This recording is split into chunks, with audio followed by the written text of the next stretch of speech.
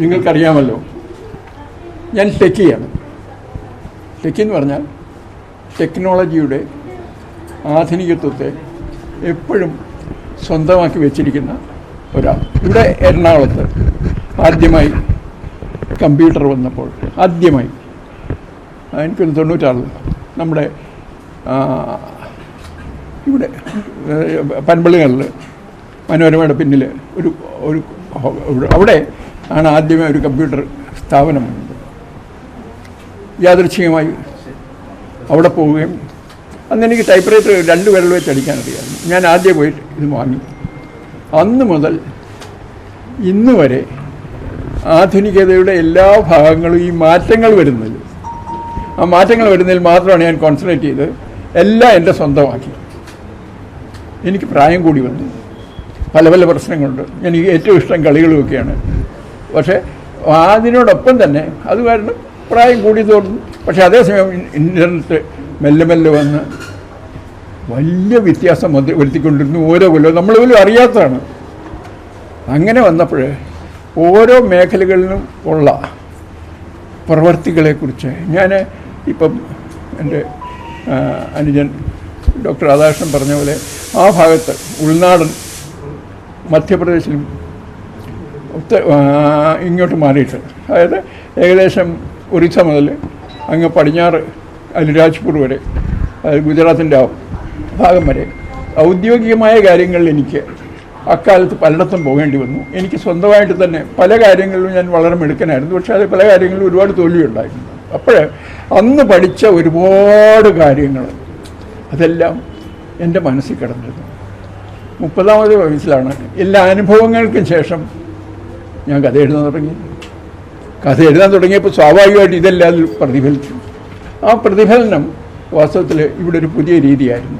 ഞാൻ ഉത്തരേന്ത്യയുടെ ഉൾനാട്ടിലായ കാരണം ഒരു പത്രപ്രവർത്തകനോടോ ഒരു അധ്യാപകനോടോ ആരോടും പോലും അന്വേഷിക്കാൻ പോലും എനിക്ക് വയ്യായിരുന്നു മലയാളം. ഞാൻ മലയാളം അങ്ങനെ പഠിച്ചതല്ല. സാധാരണ നമ്മുടെ മാന്നാർ സ്കൂളിൽ നിന്ന് പാസ്സായി നമ്മുടെ ഇവിടെ ആലപ്പുഴ കോളേജ് അങ്ങനെ വന്നു. അപ്പോൾ വളരെ, പക്ഷേ അതേസമയം ഞാൻ മലയാളത്തിലും ഇംഗ്ലീഷിലും ഹിന്ദിയിലും ധാരാളം എഴുതിക്കൊണ്ടേയിരുന്നു.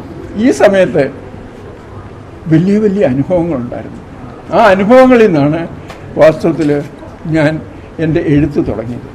ആ എഴുത്ത് പറഞ്ഞ പോലെ ക്രിക്കറ്റ് കളിക്കാൻ, ഞാൻ ക്രിക്കറ്റ് കളിച്ചാൽ കൂടി വന്നാൽ 2 ബോളിൽ കൂടുതലൊന്നും പോകില്ല. ഞാൻ ആദ്യമായിട്ട് എറണാകുളം കാണുന്നത് ക്രിക്കറ്റ് കളിക്കാനായിട്ട് ഇവിടെ വന്നപ്പോഴാണ്. മഹാരാജ് കോയിൽ എല്ലാം കുറേ നീളമുള്ള 4 പേരുള്ള തമ്പുരാക്കന്മാർ അഗൻസ്റ്റായിട്ട് ഞങ്ങൾ ആലപ്പുഴയിൽ നിന്ന് വന്നാൽ ഞാൻ പേടിച്ച് നിന്നു. ഇവിടെ ഈ ആദ്യമായിട്ട് ദോശയൊക്കെ തിന്നാനായിട്ട് ഇവിടുത്തെ വന്നപ്പം ഈ ഹോട്ടലിലാണ് താമസിക്കുന്നത്. ഉച്ചയ്ക്ക് സ്വാമി ഇങ്ങനെ ഇറങ്ങി ഇവിടെ ഉള്ളരസിൻ്റെ താഴെ ഇരിക്കും. 6 എരുമകളെയും കൊണ്ട് ആൾക്കാർ വരും. ഇങ്ങനെ നോക്കിയിട്ടുണ്ട്. അതിനെ എരുമകളെ കറക്കുമ്പോൾ ഇങ്ങനെ നോക്കിക്കൊണ്ടിരിക്കും. കാലം വളരെ വളരെ മാറിപ്പോയിരുന്നു. അപ്പോൾ ഇതെല്ലാം കൂടി ചേർത്തുകൊണ്ടാണ് എൻ്റെ ക്രിയേറ്റിവിറ്റി തുടങ്ങിയത്. എനിക്കെന്നും സഹായമായിരുന്നു രാധാകൃഷ്ണൻ. എന്താണെന്ന് വെച്ചാൽ പേരുകളൊക്കെ പറയാനും പുരാണങ്ങളുടെ കാര്യങ്ങൾ ഇതിലേക്ക് ചേർക്കാനും ഒക്കെ രാധാകൃഷ്ണനോട് ചുമ്മാ വിളിച്ചു ചോദിച്ചാൽ മതി. മിക്കവാറും എൻ്റെ നായികമാരുടെയൊക്കെ പേര്, നായകന്മാരുടെ ഉണ്ട് കേട്ടോ, എന്നാലും നായികമാരുടെ പേരുകളൊക്കെ ഇദ്ദേഹം തന്നാണ്. നേഹ ഒക്കെ ആലോചിച്ച് നോക്കും. അപ്പം അങ്ങനെ എനിക്ക് ഒരു കാര്യം ചെയ്യാൻ പറ്റി. ഇന്നും ഉണ്ടല്ലോ, ഇന്നലെ രാത്രിയിലും മിനിയാന്ന് പോലും രാമായണത്തിൻ്റെ ഒരു പുതിയ ശൈലി വെച്ചുകൊണ്ട് ഞാനിങ്ങനെ പറഞ്ഞു കൊടുത്തുകൊണ്ടിരുന്നു. കോവിഡ് വന്നപ്പോഴാണ് വലിയൊരു വ്യത്യാസം വന്നു. ഒരുപാട് പേർക്ക് ഇരിക്കാൻ വീട്ടിൽ സമയമുണ്ട്. ഞാൻ പറഞ്ഞൊരു കാര്യം ചെയ്യാം, നമുക്കെല്ലാം ടെക്നോളജി ആക്കാം. ഏകദേശം ഒരു 42 പേരെ പുതിയ രീതിയിലുള്ള എഴുത്തിലേക്ക് കൊണ്ടുവന്നു. അതിലൊരു 4-5 പേര് ഔട്ട്സ്റ്റാൻഡിംഗ് ആയി, ചിലർക്ക് അവാർഡുകൾ വരെ കിട്ടുന്ന ലെവലിലേക്ക് എത്തി. അവരുടെ ജീവിതത്തിൽ അവർ എഴുതാത്തവരായിരുന്നു. ഇത് കഴിഞ്ഞ് ഇപ്പം തിരിച്ചു വന്നു. ഇനിയിപ്പോൾ എന്താ ചെയ്യേണ്ടത്? ഇനിയും വേണ്ടത് എന്താണെന്ന് വെച്ചാൽ രാഷ്ട്രത്തിൻ്റെ പുരോഗമനത്തിൽ വലിയ വലിയ ഈ കോമ്പറ്റീവ് ശക്തികൾ വന്നുകൊണ്ടിരിക്കുകയാണ്. അതെന്ന് പറഞ്ഞാൽ മാറ്റം അതിവേഗം വരികയാണ്.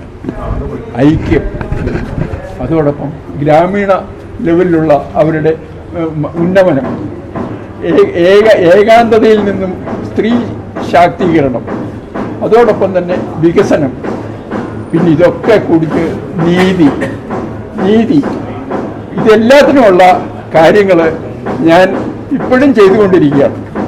എനിക്ക് 100% എനിക്ക് ചെയ്യാൻ ഷുവറായിട്ടുള്ള കാര്യം എന്താണെന്ന് വെച്ചാൽ ഇത് അക്സെപ്റ്റ് ചെയ്യാനുള്ള ഒരു സമൂഹം വേണം. ഇത് അക്സെപ്റ്റ് ചെയ്യണമെങ്കിൽ ഇതിനെ പൊളിറ്റിക്കലായിട്ടുള്ള അല്ലെങ്കിൽ ബിസിനസ്സായിട്ടുള്ള അവരുടെ ഒരു പശ്ചാത്തലം ഇല്ലാതെ പറ്റുകയില്ല ഇന്ത്യയെ പോലുള്ളൊരു രാജ്യത്ത്. ഇവിടെ ഞാൻ കണ്ടിടത്തോളം ഇങ്ങനെയുള്ള അതിവേഗം മാറിക്കൊണ്ടിരിക്കുന്ന കാര്യങ്ങളിൽ ടെക്നോളജിയെ പൂർണ്ണമായിട്ട് ഉൾക്കൊള്ളാനും അതിന് നേതൃത്വം കൊടുക്കാനും നരേന്ദ്രമോദിജിയുടെ നേതൃത്വത്തിലുള്ള ആ ഒരു കൺസെപ്റ്റ്, ആ ഡെവലപ്മെൻറ്റ്, അതിൻ്റെ പോക്ക്, ശൈലി ഒക്കെ എനിക്ക് വളരെ എന്താ പറയണ്ടേ ബഹുമാനപൂർണമായിട്ട് ഉൾക്കൊള്ളാൻ കഴിഞ്ഞു. മാത്രമല്ല നമ്മുടെ ഭരണഘടന എന്നാലോചിച്ച് രക്ഷയാണെങ്കിലും എന്താണേലും എവിടെയും നമുക്ക് ഭരണഘടനയും അതിനുമായിട്ടുള്ള പല പല നിയമങ്ങളുമുണ്ട്. ഇതെല്ലാം കൂടെ ചേർത്തുകൊണ്ട് ഒരു പുതിയ കൺസെപ്റ്റ് ഡെവലപ്പ് ചെയ്യാൻ സാധിച്ചു.